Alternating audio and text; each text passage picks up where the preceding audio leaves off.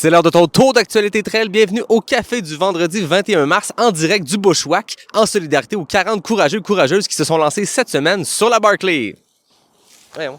Après les 2 années les plus prolifiques de l'histoire de la Barkley avec 8 finishes en 2023 et 2024, c'était certain que Lazarus Lake, le fondateur de la Barkley, allait pas se laisser faire et malheureusement, ce sont les coureurs de 2025 qui ont payé. Le départ a été donné mardi matin à 11h37 au Frozen Head State Park au Tennessee dans des conditions météo assez clémentes, mais les dernières semaines ont amené un cocktail météo qui a fait des ravages sur le parcours. Seulement 10 coureurs ont complété la première boucle de 5 en passant dans les temps limites, ce qui est le plus bas taux de l'histoire de la Barkley. Après 24 heures, on savait déjà que c'était mathématiquement impossible qu'un coureur complète la Barkley. Écoutez, ils sont seulement 4 à s'être lancés sur la 3e boucle et de ces 4 coureurs, il n'y en a qu'un seul qui l'a complété. Laz appelle ça la fun run quand on en complète 3 sur 5. C'est John Kelly, un coureur du coin, un triple finisseur de la Barkley qui ajoute une fun run à sa feuille de route à la Barkley. C'est la 13e fois au cours des 28 dernières années qu'il n'y a aucun finisseur de la Barkley. Quand ça arrive, on dit que Lazarus Lake, le fondateur, est le grand gagnant.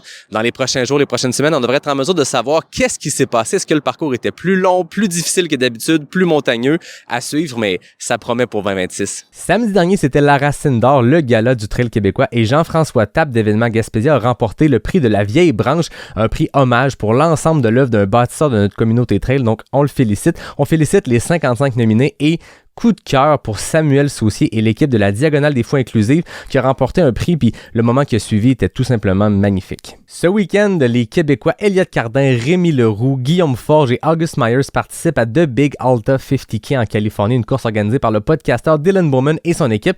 Attention, on surveille David Roche qui a tout fracassé l'an dernier et qui va commencer sa saison à The Big Alta. C'est un des favoris pour la Western State, on va pas manquer ça. Parlant de favoris pour la Western State, ce week-end, c'est la Chianti Ultra Trail en Italie, une course Golden Ticket où les 2 premiers hommes et les 2 premières femmes vont avoir un accès direct pour la Western State. Et attention, il y a du gros calibre. Notre Québécoise Anne Champagne est sur place, ainsi que les 2 derniers gagnants de l'UTMB, Vincent Bouillard et Jim Wamsley. C'est confirmé, Kylian Jornet va prendre le départ de la Chianti Ultra Trail. On le savait, le mystère planait, mais là, il y a quelques jours, sa conjointe Émilie Fosberg a donné naissance à leur 3e enfant et Kylian vient de confirmer qu'il sera sur le départ.